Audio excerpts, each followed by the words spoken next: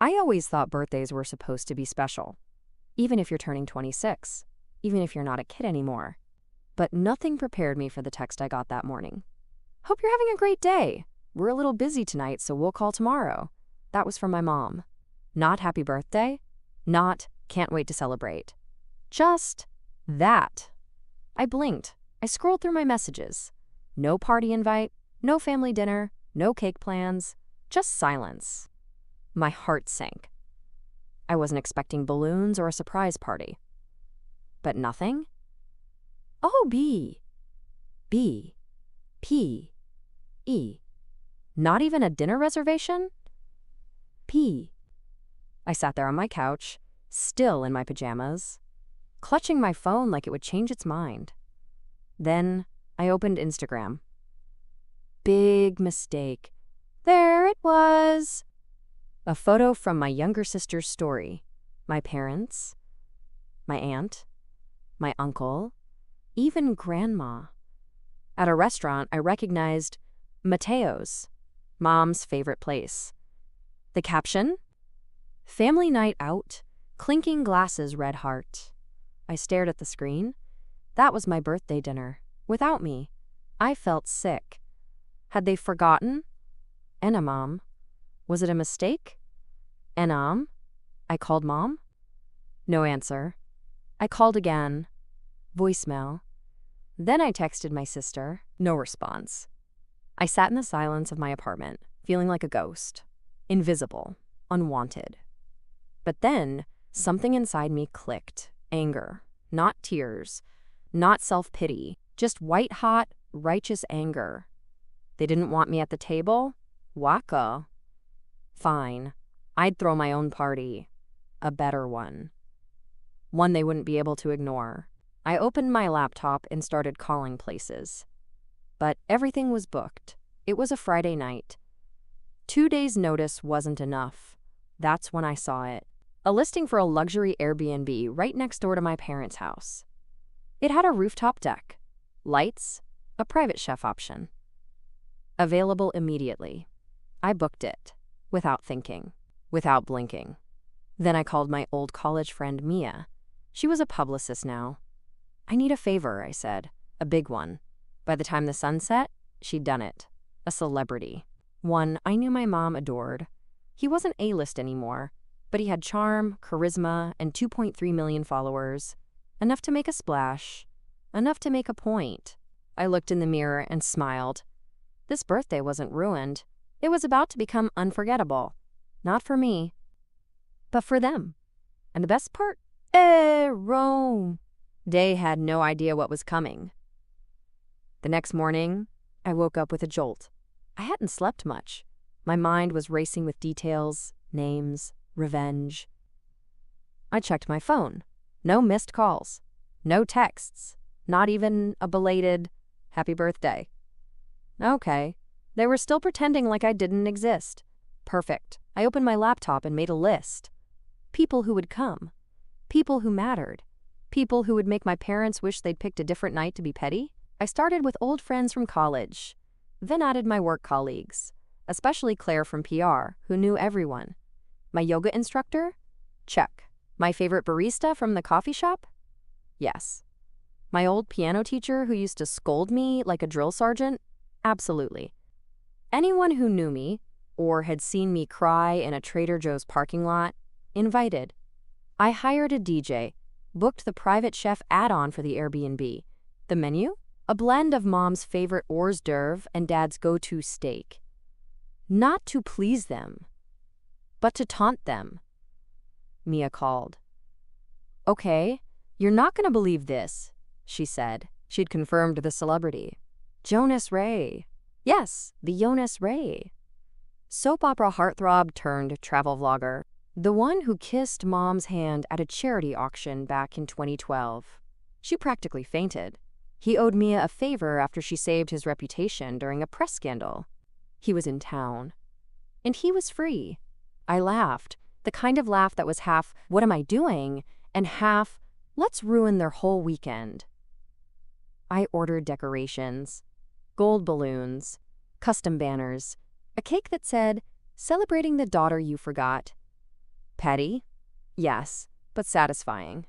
I even had the bakery type my name in elegant cursive, just so there'd be no confusion. Then I made a bold move. I invited the neighbors. Their neighbors. People from my parents' block. The ones who always brought apple pie and gossip. If they were going to pretend I didn't exist, I was going to make sure the whole neighborhood remembered me. I paid extra for same-day deliveries. My credit card was crying. But I wasn't. I was thriving. Then came the last detail. My outfit. I didn't want a dress. I wanted a statement. I found a sleek red pantsuit with gold accents. Something powerful. Something you notice. Something that screamed, "I'm not the forgotten daughter, I'm the main character." As I tried it on, I looked in the mirror. This wasn't just about a birthday anymore. It was about every time they made me feel small. Every time they chose my sister. Every time they dismissed me as dramatic. I adjusted the collar, smiled, and whispered to myself, "Let the show begin." By noon, I was standing in the Airbnb next door to my parents' house. It was even better than the photos. Marble floors, string lights already laced across the rooftop, a private hot tub, floor-to-ceiling windows that faced their backyard. I could see their patio from the second floor. And guess what was on it? Birthday decorations, pink and white, balloons, a giant banner.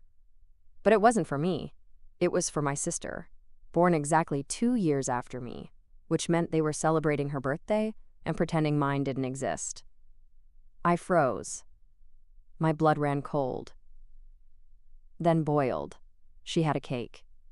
Presents. Friends arriving with gift bags. And there was my mom, smiling like she hadn't texted me, "Hope you're having a great day," just 24 hours ago. I turned away from the window. I wouldn't cry. Not today. Today, I had something better than tears. I had a plan. My phone buzzed. It was Jonas. He'd landed. His driver was 15 minutes away. Mia texted too. ETA 20 minutes. We're bringing champagne and chaos. Perfect. I did one final sweep. The cake was centered on the table, celebrating the daughter you forgot, glistened in gold frosting. Candles shaped like dollar signs. Because pettiness is art when done right. The chef arrived at 3 p.m. His name was Ricardo. He nodded at me like he already knew the whole story. "I made them the same truffle pasta we served at Matteo's," he said. He even winked. Legend. Then the guests started showing up. One by one. Dressed to kill. Laughter filled the living room. Music pulsed from the speakers. Jonas Ray walked in, like a perfume ad come to life. He hugged me like we'd known each other forever. "You're the one who got ghosted by her own family?" he asked, half joking. I laughed. "Yep, that's me, the birthday ghost." He grinned. "Well, let's haunt them properly." By 5 p.m., the rooftop was buzzing. People toasted with Prosecco. Photos were being taken with Jonas. Even the chef was dancing between courses. And then it happened. The neighbor's dog barked. Loudly, which meant the side gate had opened. Which meant someone had stepped outside. I peeked through the rooftop railing. My sister, in a designer dress, holding her phone, looking directly at our Airbnb, at our party, her face twisted in confusion, then jealousy. She turned to go inside, probably to tell Mom. And right on cue, the music cut. Everyone turned toward the stairs. Jonas was holding the mic. He raised his glass. "To the woman of the hour." He looked at me. The most unforgettable birthday girl I've ever met. Cheers erupted, and I caught it. A face in the distance. In their backyard. Mom. She was frozen, staring. Mouth slightly open, hand gripping a paper plate. I smiled. And waved. My mother didn't wave back. She just stood there, like someone had paused her with a remote. One hand holding a plate of cake, the other gripping her phone. Behind her, I saw my sister storming toward her. She was clearly not pleased. She pointed toward our party like it was a crime scene. I watched as Mom turned to look at her, then back at us. I swear I saw her lips move. She said my name. That's when I knew. They hadn't forgotten. They hadn't made a mistake. They chose not to invite me. They were fully aware it was my birthday, too. And They had deliberately left me out. Jonas walked over and nudged me. "Should I blow her a kiss?" he whispered. I laughed. "Save it. The real show hasn't started yet." At 6 p.m. sharp, Ricardo served the signature cocktail, the uninvited margarita. Salted rim, edible glitter, extra tequila. I made a toast. To family. The ones who lift you up, and the ones who accidentally help you build a better guest list. The whole rooftop erupted in laughter. That's when my sister made her move. I saw her march through the side gate, arms crossed, fire in her eyes. She stomped up the front steps of the Airbnb and banged on the door. I nodded to Mia. She opened it. Calm. Poised. Like this wasn't a trap. My sister walked in, looked around, and scoffed. "Wow, you really went all out for a tantrum." I smiled. "Takes one to recognize one, doesn't it?" She rolled her eyes. "You couldn't just let me have one day?" "One day?" I snapped. "You hijacked my birthday for the 3rd year in a row." She froze. Her face twisted into a smirk. "So what? You invited a bunch of strangers and a D-list actor to prove what?" That's when Jonas stepped beside me. "Hi, I'm the D-list actor. Also the guy your mom kissed at a fundraiser. Ring any bells?" Her mouth dropped open. I almost felt bad. Almost. But then she said something that pushed me over the edge. "Mom said you were too dramatic. That's why they didn't invite you." I stared at her. No flinch, no smile, just still. Then I pulled out my phone. Funny, because I have the group chat, the one where she said I don't match the aesthetic anymore. I tapped play. A voice recording. Her voice. "Let's keep it just us this year. She's always too loud. She'll ruin the vibe. And that red hair is so desperate." The crowd behind me went silent. My sister's face turned white. She tried to lunge for my phone. Jonas stepped in front of me. "Not tonight, sweetheart." I took a deep breath, turned to her, and said, "Don't worry. I'm desperate enough to make this the party you'll never forget."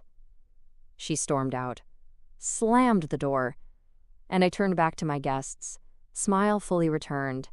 "Now," I said, raising my glass, "where were we?" The rest of the party rolled on like a dream. People laughed. Ricardo's food was devoured. Jonas took selfies with every single guest. Even my old high school art teacher showed up and brought me a sketch she'd done of me back when I used to draw fire. It was the first time in years I felt celebrated, but I couldn't ignore the feeling, that crawling sensation, like we were being watched. I walked to the edge of the rooftop again. Down below, the lights at my parents' house were flickering like angry fireflies.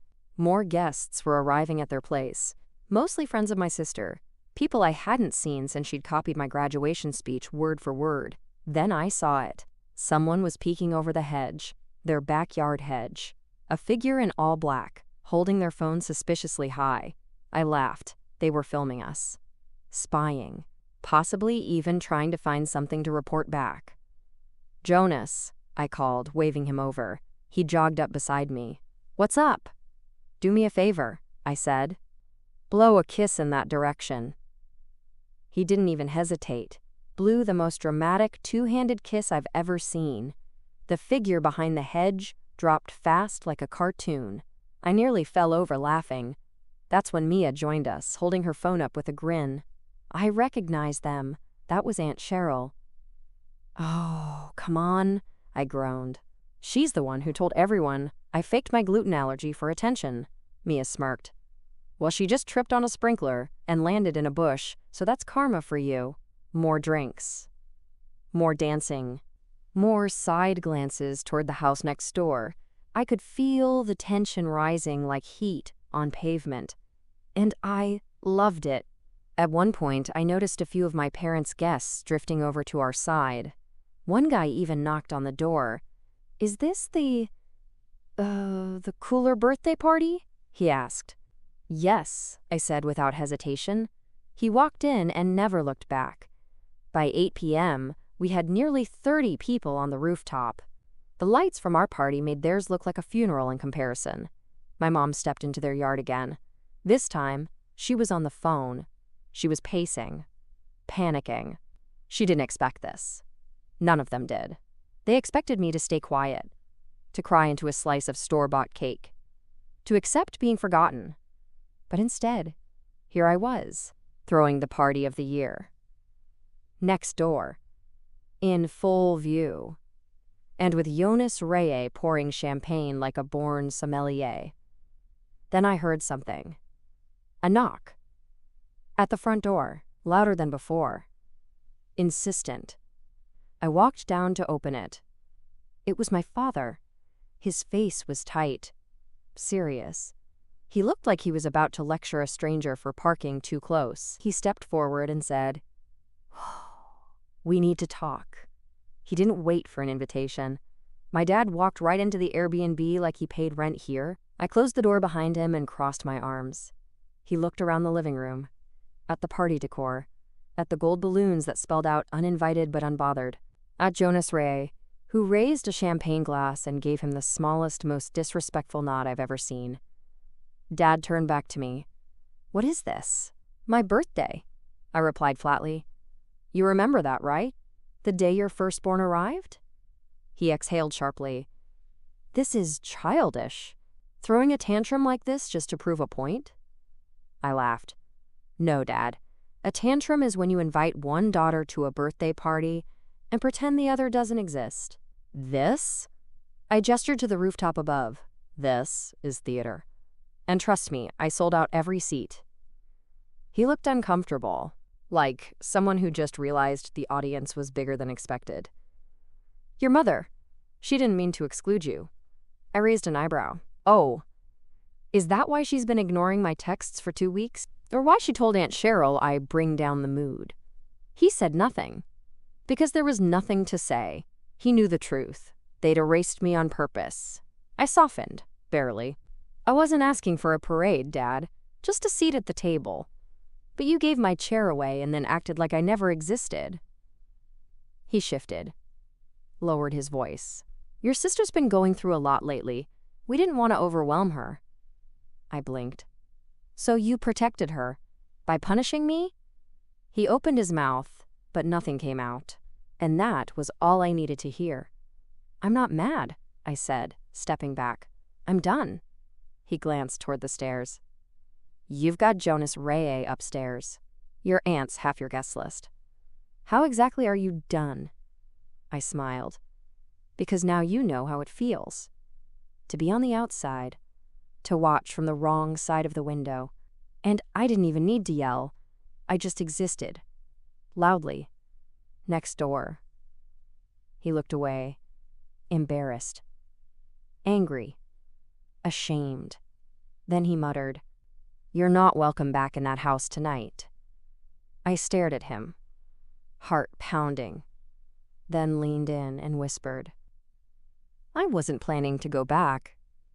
I walked him to the door, opened it, and stood there until he left. He didn't say goodbye, didn't even look back. But the moment the door shut, a cheer erupted from the rooftop. Mia peeked over the edge and called down.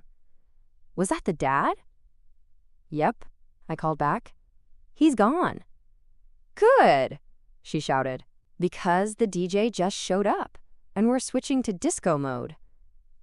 I took a breath, straightened my dress, and walked back upstairs like the queen I forgot I was. The rooftop had transformed. Mia was a genius. She got our playlist switched just in time for sunset, and suddenly the whole place looked like a glitter-drenched movie scene. The disco ball we rented finally lit up. It spun slowly over the crowd, casting silver flickers across everyone's faces. Even Jonas looked like he belonged in a music video. I grabbed a drink, a fresh, uninvited margarita. Then I noticed something strange. 2 of my mom's friends, people I remembered from church fundraisers and cookie drives, were now on our rooftop, clapping along to Jonas's improvised karaoke rendition of "Stayin' Alive." I nudged Mia. "Hey, are those the Peterson twins?" She grinned. "Oh yeah, they came over an hour ago. Said your mom's party ran out of food and no one was allowed to talk about politics. They bailed." I couldn't help but laugh. If this wasn't poetic, I didn't know what was. Then came the text. My phone buzzed. Unknown number. I opened it. You should know your sister's crying. Happy now? No name. But I knew the tone. Mom. I stared at the screen for a full 10 seconds, then typed back. No, but I'm not the one who made her cry. That was her guilt talking. You should listen to it sometime. Send. Block. Done. I was done playing the silent daughter, the extra in my own family. I looked around and saw everyone. Friends, old coworkers, neighbors who barely remembered my name, smiling, laughing, dancing. I had built this in 48 hours, without the people who were supposed to care. Jonas walked over and handed me a mic. Speech time, birthday girl. I hesitated, then took it, walked to the edge of the rooftop, cleared my throat. Everyone turned. Even the people still trickling in through the gate stopped talking. Hi, everyone. So, tonight wasn't supposed to happen, or at least not like this. I wasn't supposed to have cake or music or... I looked at Jonas, who gave me a wink. Whatever that is. Laughter, warmth. But when you grow up being the backup plan in your own family, you learn how to pivot fast. You learn to create joy when you're not handed any. You learn that home isn't always a place. It's the people who choose to show up for you. And tonight, you all showed up. Applause. Someone shouted, "We love you." I laughed and raised my glass to being forgotten. Because sometimes being left out is the best thing that ever happened to you. People toasted. Jonas spun me into a dance move I didn't know I could do. And across the yard, my sister stood in the shadows by her window, watching everything, mouth slightly open, eyes red from crying. She wasn't the main character anymore. I was. The music was blasting now. We had lights. A, D, J. 3 types of cupcakes. And I swear Jonas had a different outfit on every hour. But the real star of the night? Pooh. The cake. Mia had it rolled out like royalty. 3 tiers. Frosted in gold, topped with a tiny edible version of me in a birthday ghost costume. It was so over the top, I could hear my mom's voice in my head. That's not tasteful. That's attention-seeking, which made it taste even better. As the crowd gathered to sing, I held a sparkler in one hand and the cake knife in the other. Right before the first slice, Mia whispered, "You're gonna want to cut the backside." "Why?" I asked. She smirked. "Just trust me." So I did. I cut straight into the back panel, and the second I lifted the slice, a little plastic envelope fell out. I blinked. Opened it. Inside were photos. Printed photos. Of my sister. With my ex-boyfriend. From 2 months ago. My jaw dropped. The timestamp was clear. The same weekend my sister had said she was working on her mental health. The same weekend my ex told me he needed space because I was too intense. I held up one photo, her, sitting on his lap, wearing my college hoodie, his hand up her shirt. I turned to Mia. "You knew?" She nodded. "I overheard them at your parents' place 2 weeks ago. They thought no one was home." "Why didn't you tell me?" She looked at me and said, "Because I knew you'd burn your whole life down, and I wanted you to do it with style." I couldn't stop staring at the photos, then at the people around me, at the party that shouldn't have existed, at the night that turned my exile into empowerment. I held up the pictures like a trophy. "Hey, everyone!" The music paused, all eyes on me. I just found out my sister was doing more than just blowing out her candles this year. She was also blowing my ex. Gasp. Laughter! Mia nearly fell over. Jonas choked on champagne. I tucked the photos back into the envelope and slid them into my clutch. That was ammo. Not for now. But soon. Because if my parents were still clinging to the golden child fantasy, they were about to get a very ugly wake-up call. I didn't have to confront her tonight. I didn't even have to say her name. Because she was watching from her window, and I knew she saw the moment I lifted those photos. Her face paled. She disappeared behind the curtain. I cut another slice of cake. Tasted like justice. I woke up the next morning to 23 missed calls, 4 voicemails, and a single text from my mom. "Come over, now." I didn't reply. Instead, I brewed coffee, sat on the balcony of the Airbnb, and flipped through the envelope of photos like it was morning news. My phone rang again. Blocked number. I picked up this time and didn't say a word. "Are you insane?" My sister's voice exploded through the speaker. "You held up photos of us at a party? With people watching?" "Good morning to you too," I said calmly. She hissed. "You're trying to ruin me." I almost laughed. "I'm not trying to ruin you. I just stopped protecting you. Big difference." She started to yell again, but I hung up, then blocked her number too. Mia walked in wearing sunglasses and holding leftover cake. Guess who showed up at the Airbnb gate this morning? I didn't even look up. Our mother? Bingo! She said she wanted to talk. I said unless she was bringing pancakes and an apology, she could walk back to her emotional fortress next door. I grinned, then grabbed my phone and opened Instagram. I posted a single picture, me holding the cake knife from last night. Caption: best birthday ever, cut deep. Birthday cake cooking knife. Within minutes, I had 50 DMs. Aunt Cheryl commented, "Tell me everything." My old high school teacher liked it, and Jonas reposted it with, "Queen of slicing cake and toxic people alike." Later that day, I went for a walk, past my parents' house. Just once. For the dramatics. As I passed, my dad opened the door. He didn't wave, didn't smile, just stared at me. I paused, held his gaze, then pulled the envelope halfway out of my purse. Visible. His expression changed. Tightened. Like he suddenly understood that his silence wasn't neutral anymore. It was complicity. I didn't need to speak. I just walked away.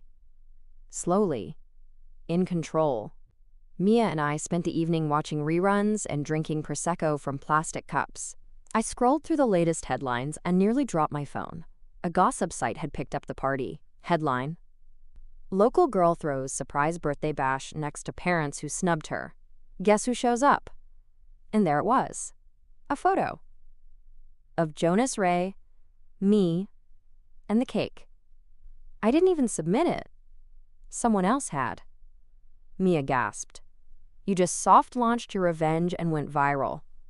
I smiled, not because I planned it, but because, for once, the universe decided I was the main character. The birthday I wasn't supposed to have? Toss. It turned into a coronation, and the crown, Parlayo, was mine now. The doorbell rang just before sunset. Mia peeked through the window and gasped. She turned to me, wide-eyed. "You are not ready for this." I looked up from my laptop. What now? Did my sister send a singing apology telegram? "No," she said, breathless. "Your mom's favorite celebrity is at the door. Like, the favorite." I blinked. "What are you talking about?" She opened the door, and there he stood. Daniel Cruz. Movie star. Romantic lead in every drama my mom ever forced us to watch. The man whose poster she had hanging in her laundry room. He stepped inside with a huge grin. "Hi, I hear there's a birthday girl who didn't get invited to her own party?" I blinked again, then laughed. "I'm sorry, is this real life?" He walked in like it was totally normal, carried a bottle of champagne, and handed it to me. "Jonas told me everything, said you were the kind of person worth showing up for." I looked at Mia. She just nodded. Apparently, Jonas had connections. That night, we hosted a part 2. Smaller crowd, but somehow more surreal. Daniel Cruz made us laugh until our stomachs hurt. He even sang karaoke. I filmed a tiny clip, just enough to show his face, just enough for my mother to know who it was. And I posted it with a new caption. This year, I turned the page. Next year, I'm writing the whole book. Within hours, the video exploded. My inbox filled with interview requests, podcast invites, and brand collabs. Apparently, the world loved a girl who got even with Grace. The next morning, my mom called. This time, I picked up. She sounded tired, worn down, not angry, just small. "Why didn't you just tell us how you felt?" she asked. I stared at the wall for a long second, then said, I did. You just didn't care to listen unless it was loud, public, and painful. She went quiet, then whispered, Are you going to ruin us? I sighed. No, Mom. You already did that part yourselves. I'm just done pretending I owe you silence. I hung up, blocked her again, and let out the biggest exhale of my life. Later, Jonas messaged me. You still want that empty lot across the street? I know a guy who can get you a deal. I replied, Let's build something permanent. So we did. A tiny event space for girls like me who were told they were too much. Too loud, too extra. We called it the uninvited. And every time I walked past my parents' house, they had to look at the line of cars. After the cameras, met her, passed, bayed the confetti. A reminder that the daughter they erased rewrote the whole damn narrative. 'Cause sometimes, best revenge is not just a party, but the empire you build next door. What do you think about Hannah's decision? Was she too harsh? Or was this the only way to truly protect herself? Share your thoughts in the comments below, and don't forget to subscribe to the channel for more heartfelt stories about complicated family.